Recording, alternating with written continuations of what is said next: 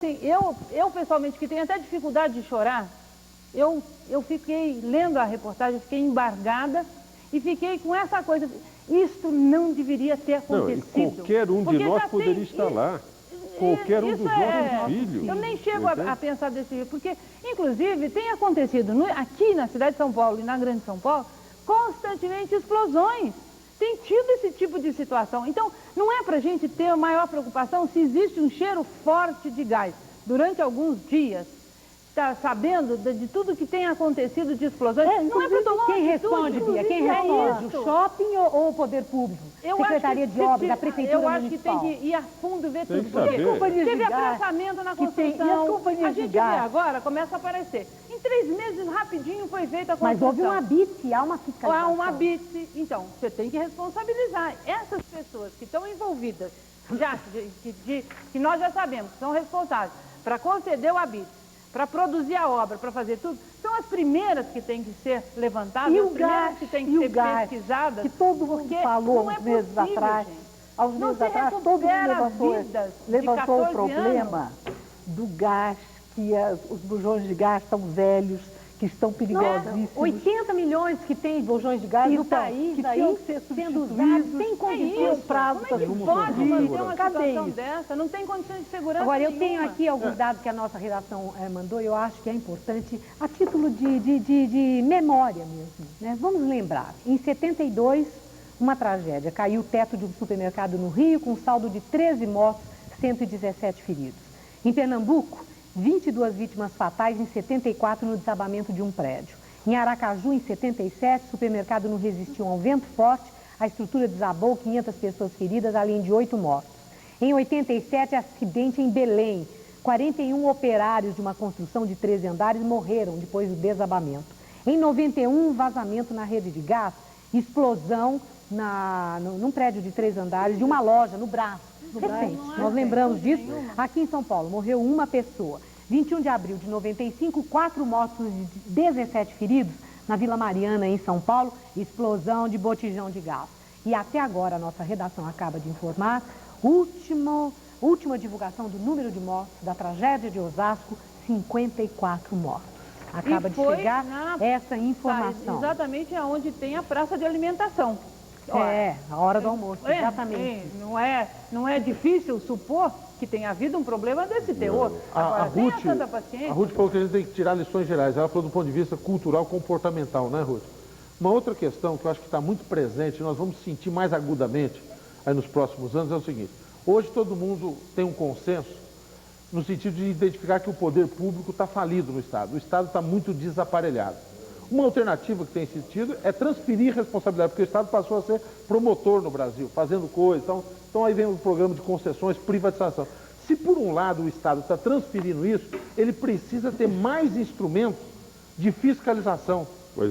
Mas aí muito é que mais para fiscalizar a qualidade das Arnaldo, coisas. E aí o Estado está totalmente desaparelhado. Aí é que deveria fazer um papel. PROCON, órgãos de fiscalização predial, é uma brincadeira o que o poder público tem nas prefeituras. Eu estou convencido que o problema do Estado fundamentalmente é esse. O Estado, ele é um mau gestor, mas pode ser um excelente fiscalizador. E hoje ele está sendo um mau gestor e um péssimo fiscalizador. Agora, vejam porque ele teria muito mais instrumentos de exigir se pudesse efetivamente exercer. E ele não faz nenhum e nem outro. E isso é muito ruim. Mas, Ives, eu vou fazer daqui a pouco uma colocação para você, já quero até que você vá pensando nisso, a título de orientação para as pessoas que estão nos assistindo. Eu tenho certeza que muitos dos que nos veem, de alguma forma, pode ter algum envolvimento com essa tragédia de ontem, onde tanta gente saiu ferida e tantos mortos. O que é que essas pessoas podem fazer realmente na preservação de direitos? Eu vou te perguntar já, antes, algumas das participações de quem nos assiste agora. Vejam, a Helena de Campos de Diadema acha que o shopping 25 de maio também está em perigo. Eu acho que é lá em Diadema. 2 vezes foi interditado por ter escadas que balançam sem nenhuma estrutura e os lojistas pagam e conseguem abrir de novo. Na opinião dela, é um absurdo, é o que diz a Helena Campos de Diadema. Juarez Nepomuceno do Ipiranga concorda com a Ruth Rocha, diz que o gás vazou, acumulou na estrutura do prédio e no material que foi usado para fazer o aterro. O Léo Bronzer, de Higienópolis, é corretor de imóveis. Ele estranhou muito a rapidez com que os advogados da construtora defenderam. Ele ficou com a impressão que a nota da defesa já estava prontinha para ser apresentada a qualquer hora. A Lúcia Oliveira de Moema, funcionária pública, diz que a culpa, a responsabilidade é da administração pública que não coloca fiscalização para ver se está tudo em ordem. O Ângelo Valentim é lá de Osasco.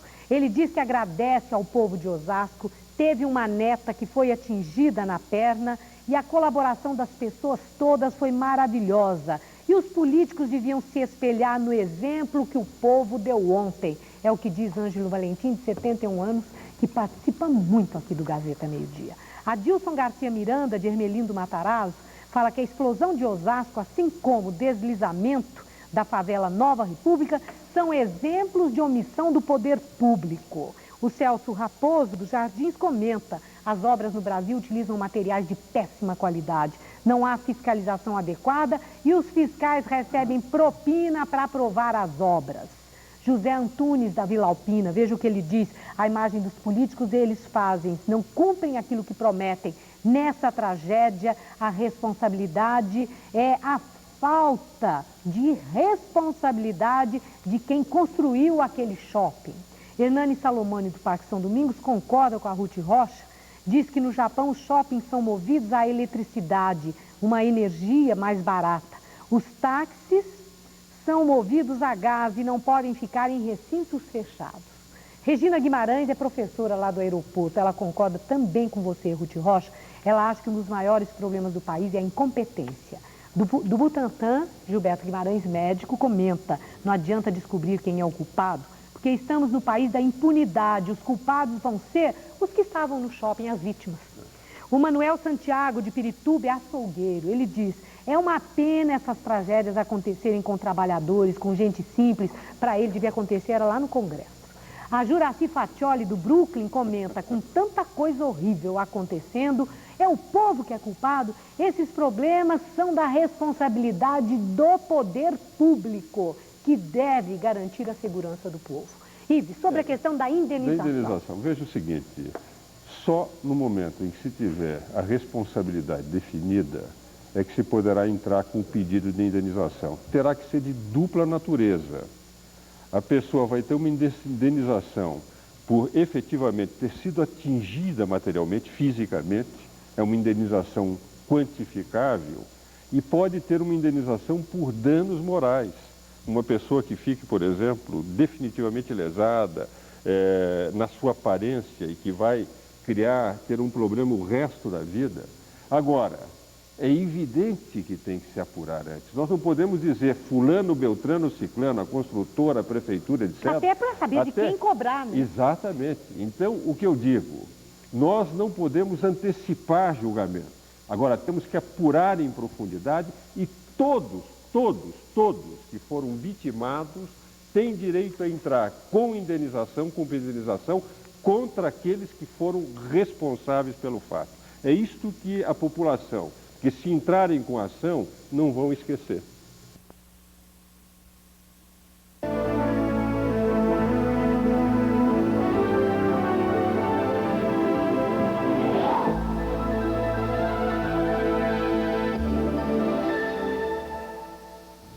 Tensão e dor no velório das vítimas do shopping center que desabou ontem em Osasco, na Grande São Paulo.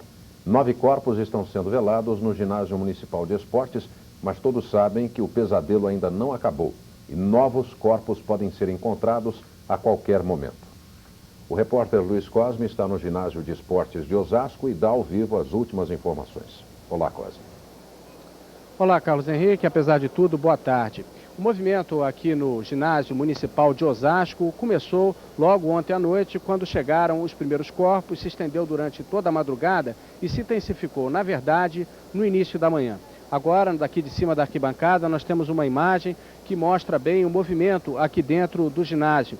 Estão sendo velados aqui 9 corpos. As pessoas entram, passam rapidamente diante dos caixões que estão posicionados ali, onde a gente vê aquele acúmulo maior de pessoas, passam rapidamente e saem do ginásio, que fica bem aqui no centro do município de Osasco. As arquibancadas também estão tomadas, tão grande é o número de pessoas que está vindo aqui.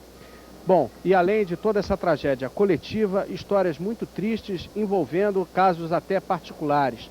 Ali na frente, 4 caixões de uma mesma família. Uma família composta de pai, mãe e 2 meninas. Por incrível que pareça, essa família estava comemorando a saída de um financiamento da Caixa Econômica para a compra da casa própria. Daqui a pouco nós vamos dar o nome, não só dos familiares, como também das outras pessoas que estão sendo veladas aqui. São muitas histórias, todas elas muito tristes, que estão comovendo as pessoas que estão aqui. O clima é de muita tensão e muita dor. Até por isso nós